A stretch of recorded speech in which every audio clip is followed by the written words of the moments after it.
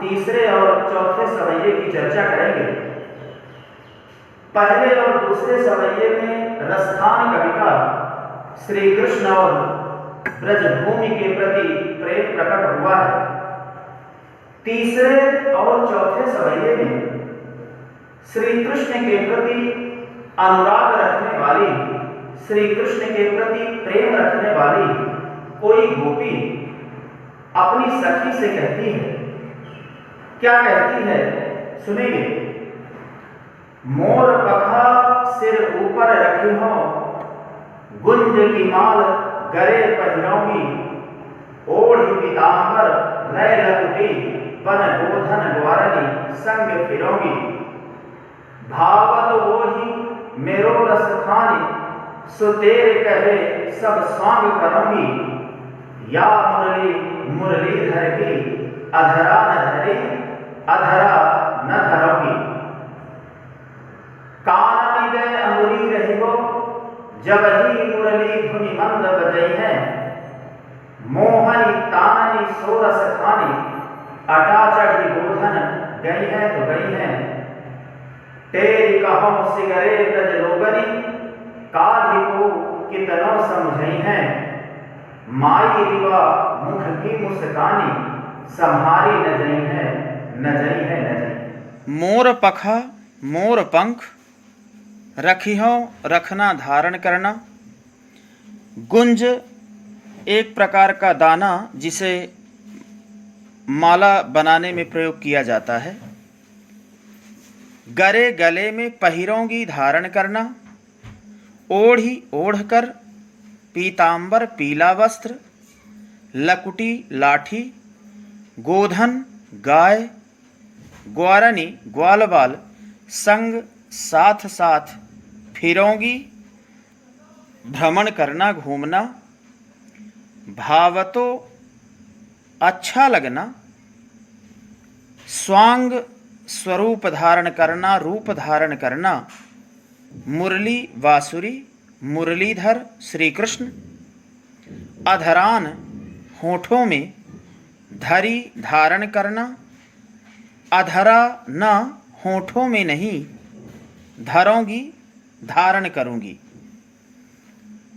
तो श्री कृष्ण के प्रति प्रेम रखने वाली कोई गोपी अपनी सखी से कहती है कि हे सखी, जिस प्रकार श्री कृष्ण मोर पंख को अपने सिर में धारण करते हैं, उसी प्रकार मैं भी अपने सिर में मोर पंख को धारण करूंगी। गुंज की माल गरे पहिरोंगी, गुंज की माला को मैं अपने गले में धारण करूंगी। ओढ़ी पीतांबर लय लकुटी, पीतांबर ओढ़कर, हाथ में लकुटी लेकर, लाठी लेकर। वन गोधन ग्वारनी संग फिरौगी, वन में गायों के साथ और ग्वाल बालों के साथ भ्रमण करूंगी, घूमूंगी। भावत वो ही मेरो रस खानी, रसखान कवि कहते हैं कि वह गोपी कहती है कि वह श्री कृष्ण मुझे अत्यंत प्रिय है। सो तेरे कहे सब स्वांग करूंगी, इसलिए तुम्हारे कहने पर मैं श्री कृष्ण का संपूर्ण स्वांग, पूरा स्वरूप धारण करने को तैयार हूँ। किंतु या मुरली मुरलीधर की, यह मुरली मुरलीधर श्री कृष्ण की है। अधरान धरी, और श्री कृष्ण ने इसे अपने मधुर होठों में धारण किया है, तो अधरा न धरूंगी, मैं इसे अपने होठों में धारण नहीं करूंगी, क्योंकि इसी मुरली ने मुझे श्री कृष्ण से दूर किया है। तो मैं मोर पंख को अपने सिर में धारण करूंगी, गुंज की माला को अपने गले में पहनूंगी, पीतांबर ओढ़कर, हाथ में लाठी लेकर, वन में गायों और ग्वालबालों के साथ साथ भ्रमण करूंगी। रसखान कवि कहते हैं कि वह गोपी कहती है कि मुझे श्री कृष्ण अत्यंत प्रिय हैं, इसलिए तुम्हारे कहने पर मैं श्री कृष्ण का संपूर्ण स्वरूप धारण करने को तैयार हूँ।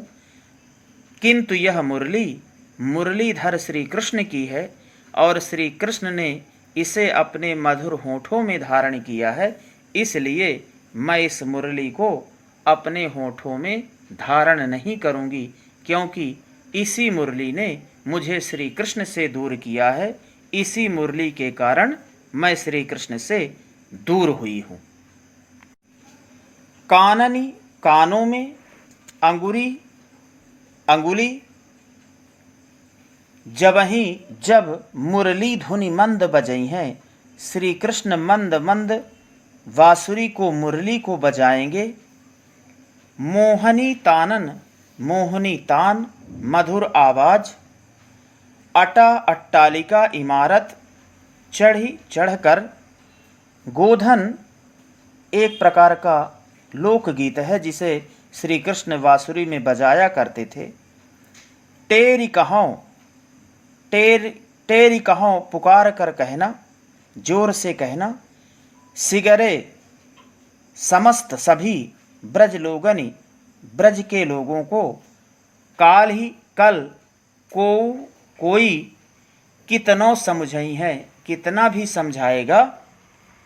माई रिवा, मुख की मुस्कानी, संहारी न जई है, संहारी नहीं जाएगी, संभाली नहीं जाएगी।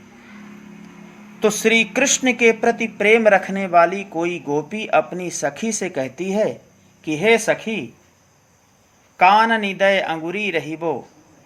जब श्री कृष्ण मंद मंद बांसुरी को बजाएंगे, मुरली को बजाएंगे, तो मैं अपने कानों में उंगली को लगा लूंगी। मोहनी तानन सो रस खानी, अटा चढ़ी गोधन गई है तो गई है। फिर श्री कृष्ण चाहे अट्टालिकाओं पर चढ़कर, इमारतों पर चढ़कर भी गोधन गीत को गाते रहें, लेकिन श्री कृष्ण की उस मोहनी तान मधुर आवाज का मेरे ऊपर कोई प्रभाव, कोई जादू नहीं होगा। टेरी कहो सिगरे ब्रज लोगनी। और यदि मैंने श्री कृष्ण के बांसुरी की मधुर आवाज को सुन लिया, तो टेरी कहो सिगरे ब्रज लोगनी, मैं ब्रज के समस्त लोगों को यह बताना चाहती हूँ कि काल ही को कितना समझई है, कल मुझे कोई कितना भी समझाएगा, किंतु श्री कृष्ण के मुख की वह मधुर मुस्कान और मुरली की मधुर तान मुझसे संभाली नहीं जाएगी, अर्थात मैं श्री कृष्ण की ओर आकर्षित हो जाऊंगी।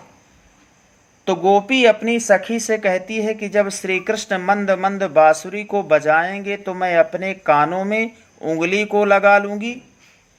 फिर चाहे श्री कृष्ण अट्टालिकाओं पर चढ़कर, इमारतों पर चढ़कर भी गोधन गीत को गाते रहें, तो उस श्री कृष्ण की मोहिनी तान और मधुर आवाज का मेरे ऊपर कोई प्रभाव नहीं होगा।